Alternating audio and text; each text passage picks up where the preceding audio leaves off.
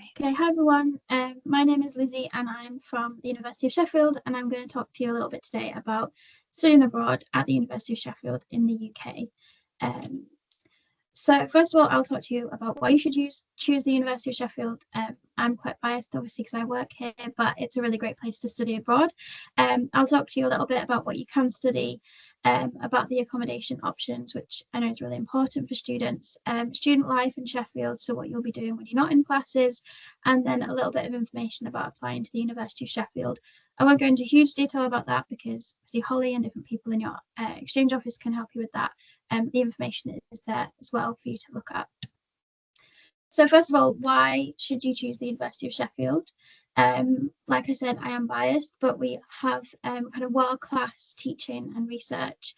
Our most recent review was 92% teaching and research excellence.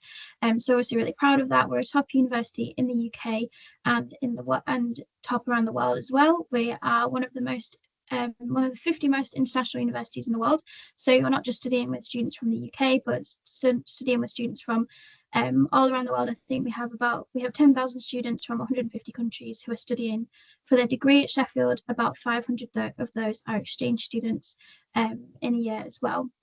So we're research intensive, which means that everybody who is teaching you is also doing research in the field, so they're experts and they're at the forefront of research and teaching.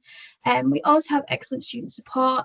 We were a couple of years ago now awarded the Mental Health Charter from Student Minds, which is a student mental health charity in the UK, and that was sort of recognising our support for students with their mental health and wellbeing at university. And we're also home to the best students' union in the UK. I'm not sure completely what your kind of student union culture is like in the US, but in the UK we have quite a strong kind of student-led community in our students' union, and we have been voted the best students' union for 7 years in a row, which we're obviously very proud of. This year we also won an award for Best Student Life and I think University of the Year as well. So we have won a lot of different awards this year that we're really, really pleased about. Another kind of thing to highlight about Sheffield is that we do have really good availability of accommodation. I'll talk more about accommodation in the next couple of slides. But yeah, we have it's one of the most affordable places for rent in the UK. So we're situated in the north of England, which does tend to be cheaper than the south of England. But even within the north of England, we are quite affordable compared to other cities. And we do guarantee accommodation to students who are coming for the full academic year. I think most students coming from the US tend to come for a semester only, although we can't 100% guarantee accommodation. It's very there is a high level of availability, so it's very easy to get accommodation in Sheffield, particularly through the University of Sheffield accommodation. So outside of kind of like the student aspect, the University of Sheffield is also really, really nicely located. We're on the edge of the Peak District National Park, which is the oldest national park in England, and Sheffield is one of the greenest cities in the UK. So I'm not sure how this compares to where you're all from, but Sheffield is really green. We have a ratio of 4 trees for every person, which is a lot of trees. So it's really green. And show you I don't think I have the slide on, but the Arts Tower, which is where Global Opportunities are based, looks out over Weston Park, which is a really nice park. We've got hedgehogs, we've got different things like different wildlife, squirrels. People like to feed the squirrels and the ducks and things. So it's really, really green. You can walk into the Peak District National Park from the city centre, but there's also public transport there as well. So it's perfect for walking, cycling, climbing, just going for a picnic with friends. It's really, really nice. Outside of the green space, we've also got lots of sports. So there's football or soccer. We're the home of football in the UK, apparently, which I can't pretend to know too much about the sports side of things, but this is something I've been told by more trusted people on sports. Sheffield also has a really big ice hockey kind of culture, which I think is quite unusual in the UK. I think ice hockey is more a sport that you guys will be aware of. But yeah, we do have quite a lot of people into ice hockey, and I'll talk about that in a few slides as well. There's also music festivals, literary festivals. We're the capital of craft brewing as well, if you like that kind of thing. So there's lots and lots of things to be doing.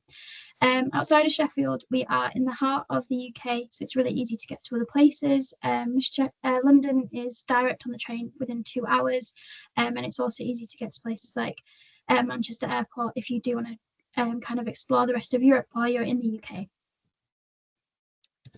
So in terms of studying, we have 5 faculties. One is health, which is not open for exchange. So we have 4 faculties that are open to students wanting to do an exchange, and we offer a wide range of modules within those faculties. So there's the Faculty of Engineering, Science, Social Sciences, and Arts and Humanities. And we offer within those, like I said, a wide range of modules. So you can study more or less quite a broad range of topics, obviously depending on what you need to study in order to meet the requirements for your home university. But we do offer a wide range of different things. So you can try out something new that you've not done before, or you can kind of look at something where maybe we have kind of a different way of teaching it to what you would get at home. So it's a really good opportunity to kind of broaden your horizons that way. Like I said, we have 10,000 international students on campus, and 150 countries are represented. So it's going to be a really diverse classroom, lots of different backgrounds to hear about. In terms of what you will study, I think one of the big differences between US and UK universities, and I think this is correct, is that you tend to take more separate courses for fewer credits, I think. So we kind of more or less have, you'll take between 3 and 4 what we call modules per semester for a higher amount of credits. So they're between 10 and 20 credits each. That sometimes kind of throws students coming from the US or going from the UK to the US because they either have way fewer classes or way more classes than they used to, but that's normal. So the workload should more or less kind of match. Obviously it will be slightly different, but there will be fewer individual modules that you'll take, but they'll be for more credits. So that's just something to point out. I think that particularly US students, in fact, they really want to take more courses. We're like, no, you can't do that because you'll just be overwhelmed with the workload. You do need to meet any prerequisites that are attached to any courses. Obviously, this doesn't mean that you're expected to have taken the Sheffield course, but you need to show that you have got that subject knowledge for certain classes, particularly in engineering, kind of physics, sometimes management as well. But kind of broadly, that information is available for you on the directory of modules. For exactly what you can study, look at the What Can I Study page that will show you the subject areas. Some subjects are closed to exchange students, but from next year we are opening our School of Psychology, our School of Education, and our Information School. So I think particularly amongst those, psychology might be something that's of interest to students, but that will be open for people coming from September 2025. We're not sure how popular it's going to be, but I feel like that's one of those ones where students seem to be interested in that area. So that's also something to that is changing for next year. Module selection. So you'd be coming to us on a university-wide exchange. So while you probably will study things that are related to your major at home, I think the US students have a bit more flexibility on what they choose, and that's reflected in the different modules that you can choose at Sheffield as well. We can't guarantee any specific modules, so we do ask that you are flexible. If you do need anything really specifically, we'll really need your home advisor to get in touch with us in advance to see what we can do.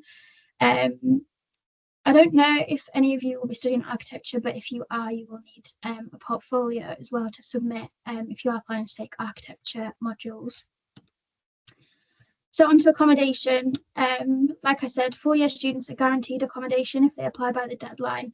For students coming for a semester only, the accommodation it's very likely that you'll get accommodation. I can't say guaranteed it, but I've been at Sheffield for 2 years and I know one student who didn't get accommodation. That's because they didn't apply by the deadline. So you are very likely to get accommodation. It's not something that you need to worry about. Really, when you come to Sheffield, it's very affordable. There are also private options. The University of Sheffield accommodation team are great. They're a really nice team and they provide a lot of support for students while they're in the accommodation as well. And there are different options to suit different requirements. If you have any accessibility requirements, then you can let them know and they'll find you a room that will hopefully meet your needs. The rent per semester, you can see on the screen, that's from last year, so it does vary quite a lot. I think that the more you pay for, kind of the more private it becomes. So kind of the standard kind of setup for UK universities would be you would have a bedroom, you would have your own bedroom, sometimes you'd have an ensuite, or you would share bathroom, kitchen, living areas, but it tends to be the case you don't really share rooms here, which I don't know if that's too different to how it works with you. But the price for that, the price includes utility bills, internet, 24-hour security, and then residence life. So residence life provide kind of social activities, and also if anything, if you do have any issues, or you have any questions or anything like that, they also have like mentors who can come and speak to you as well. We have a free shop, which is at the beginning of each semester, which is basically students the previous semester will give all their pans, the pots and pans, cutlery back in for students to pick up in the next semester. So, for example, in February, we'll have a free shop where students can collect things that they will need, and it kind of saves you a bit of money. It's sustainable. It's just a bit handier than having to kind of, well, you're not going to bring things in your suitcase, I highly doubt. I didn't when I was on my year abroad anyway, but I think it's a really good thing to be able to go and do that. If you don't want to do that and you do want to get your own stuff, we do trips to IKEA and like other supermarkets where you can pick up things like that as well. So like I said, private accommodation is also available and it is affordable. So we do have really affordable rent across Sheffield compared to other cities, and it will depend on your budget. So one thing to just look out for is that private accommodation might not include all of the costs, like the bills or the rent, or the will include the rent, the bills on the Wi-Fi, compared to the University of Sheffield accommodation. So if you are interested in private accommodation in Sheffield, we recommend that you use Smart Move Sheffield, which is an organisation that kind of works with like private landlords and make sure that they're like legitimate and that the accommodation is like good quality. So we'd recommend that you use them if you don't want to use Sheffield accommodation. And then you can look at the link there as well for more information, some pictures, and a bit of a breakdown about the accommodation. One thing that I should have on here, but I don't have, is where the different accommodation is. So we have accommodation that is kind of more, it's not on campus, but it's about, I think, a 10-15 minute walk from campus, and it's its own like student village. And then what we also have is city centre accommodation, which tends to be a lot where the international students will live. A lot of first year students will live in at the student village, so you might want to think about that as well. But anywhere you live is close to campus. So I was distracted there. I thought my screen had gone. So student life at the University of Sheffield. This picture is pretty topical today because it has snowed overnight in Sheffield, which is a bit of a surprise. I don't think we normally get snow this early in the year, but that's a pretty accurate picture of what campus looked like today. Student life at the University of Sheffield, I think my experience, having not been a Sheffield student, is that it is a really good experience. We get that feedback from our exchange students. We know that we get voted for all these awards and things, just like a bit of a humble brag there about the awards that we've won for our student experience. But the awards that we've done do kind of speak for themselves. So the Students' Union itself is like a central hub for students, for society, study space, making meeting friends. There is a bar underground where they do like different concerts and things like that, and nights out. So there's a lot of things that you can do while you're there. We have zero waste shop for you to shop more sustainably. We have a clothes swap shop where you can go in and like swap the jumper that you're wearing if you want to. We have over 300 societies to choose from, so you can pick up a new hobby or you can carry on doing something that you're already doing at home. We have I always want to put this on. We have a hedgehog society.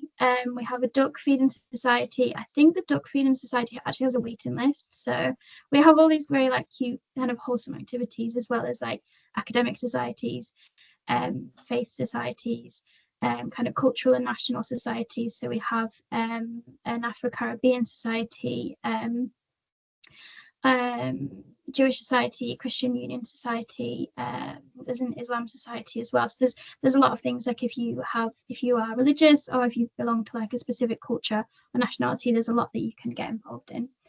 There's also volunteering, which is kind of self-explanatory, but that's great to get involved in if you want to get involved a bit more in the community.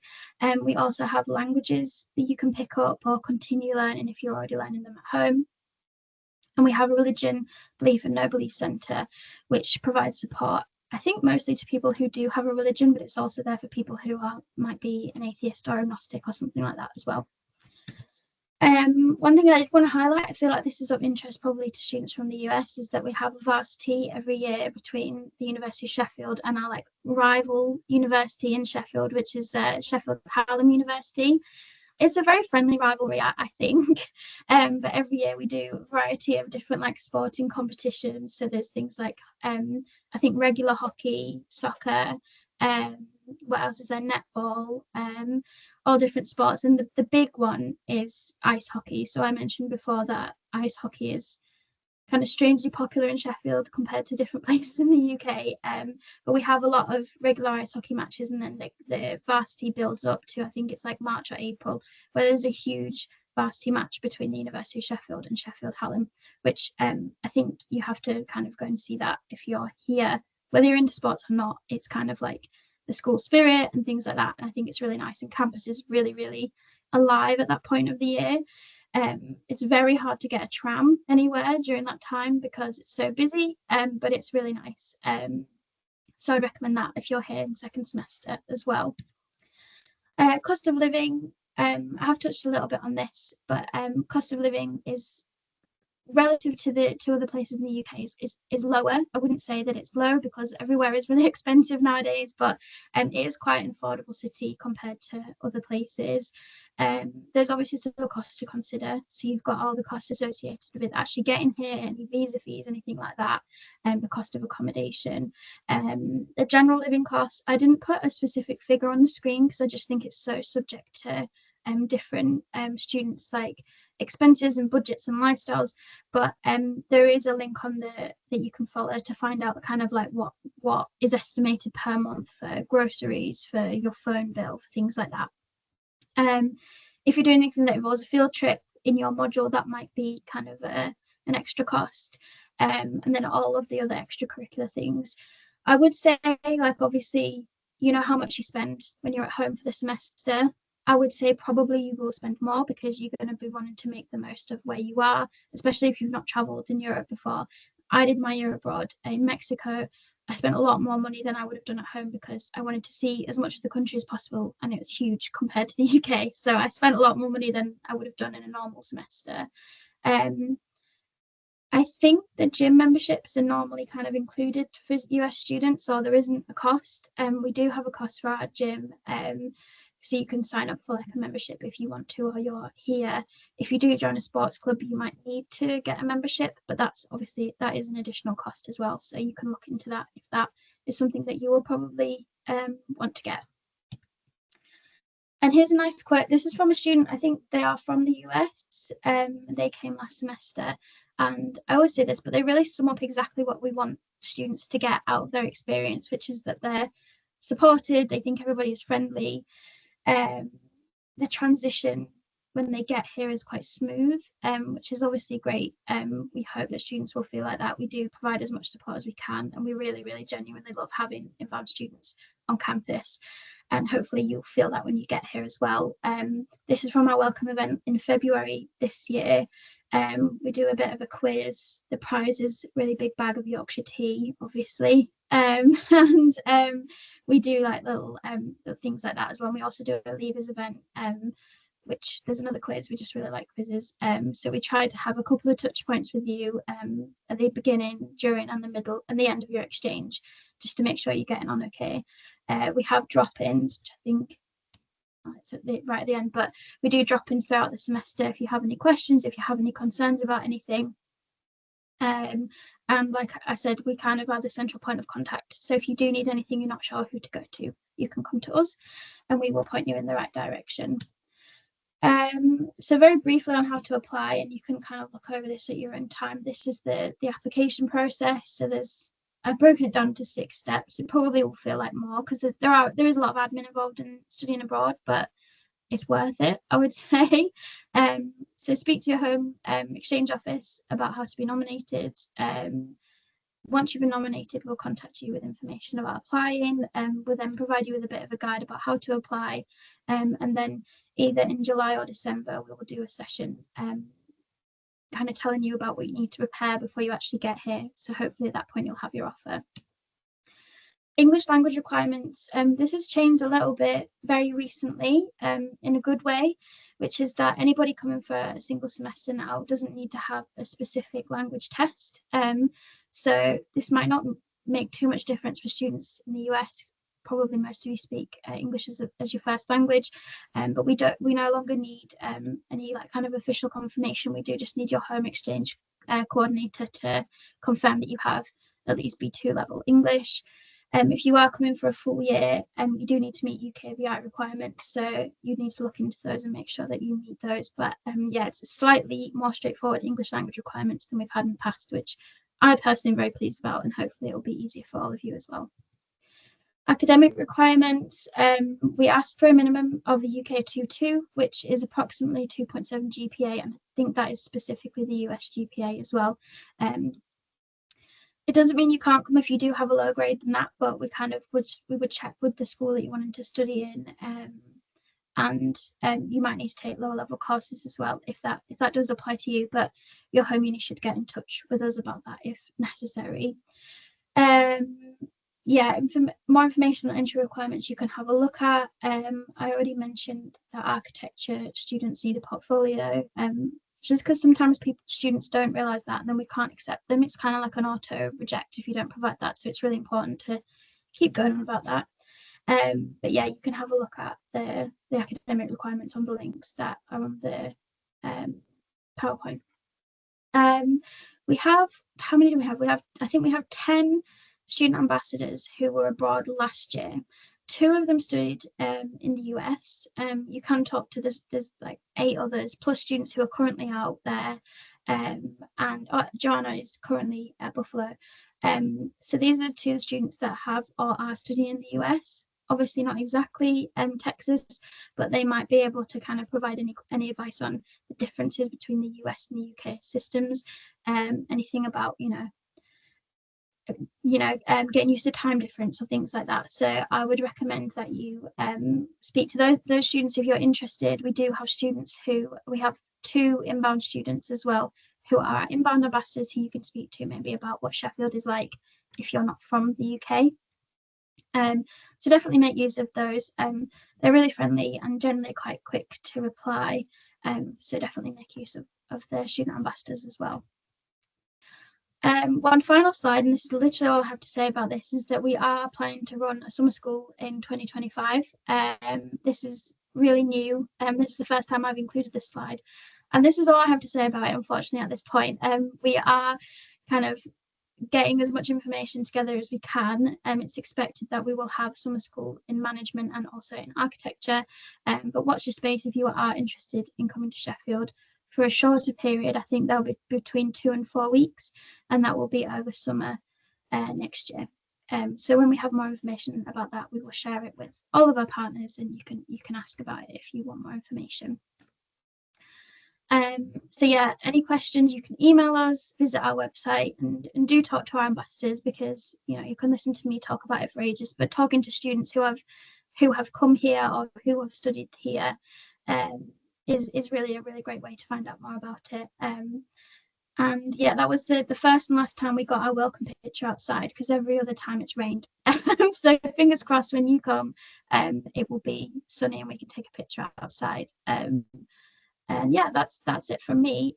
Thanks very much, and I look forward to seeing you in Sheffield hopefully soon.